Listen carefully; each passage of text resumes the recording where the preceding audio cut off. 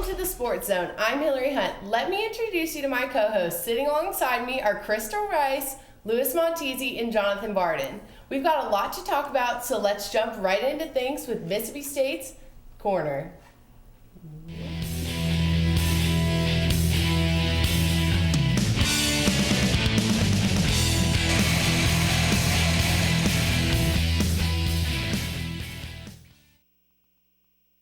SEC play this season with a down-to-the-wire loss at Auburn. With only seconds remaining, Chris Relf's rushed attempt to force overtime was stopped at the goal line. The clock ran out and the Bulldogs lost 41-34.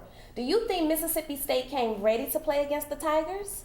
Well, Crystal, I'm going to have to say I don't think they came ready to play because, as you guys know, last week I said that I really thought Mississippi State was going to beat Auburn after Auburn struggled against a team such as Utah State. I thought we were going to pull out all the stops and beat the defending national champions, but as you guys know, that didn't happen. I was a little let down. What about you, Louis? They did come to play offensively, and I was happy because just as I had hoped, Mississippi State has done an incredible job of grinding on the ground with Ladarius Perkins, Vic Ballard, and Robert Elliott. And what surprised me the most was Chris Relf running for 106 yards in this game.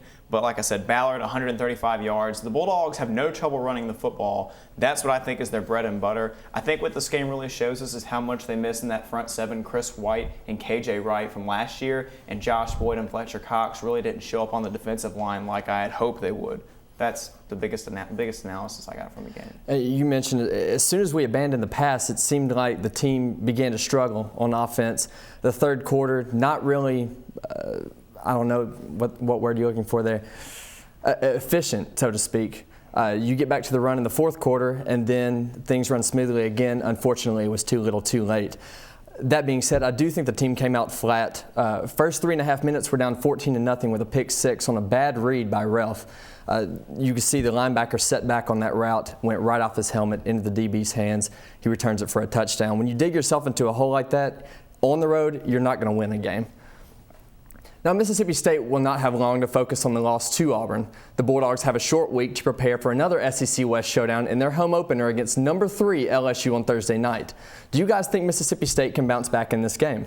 I think we definitely have a very good chance of bouncing back. I mean, LSU already has a 2-0 lead, but I think if we just pay more attention and focus, stop making the mistakes. I think what's really going on is bad positioning in our linebackers. We had way too many tackles. I mean, we are just off skew. It's actually kind of noticeable that we are inexperienced on defense. So is that more of like the players, or is that reflecting more on the coaching? Right. The biggest thing that I think Mississippi State has to think about this weekend is obviously believing in themselves and running the football, not just with their running backs, but with Chris Relf especially, because he almost has, and I'm not comparing him to Cam Newton because he's no Cam Newton, but like Cam used to do, Chris falls forward and he gains an extra 2 to 3 yards just by falling down. Here's a stat for you. In LSU's biggest game of victory this year against Oregon, they had 8 drives starting in their own territory, and only one of those drives in their territory, they crossed midfield. So if the Bulldogs can hold Oregon to their territory, then everything will be okay.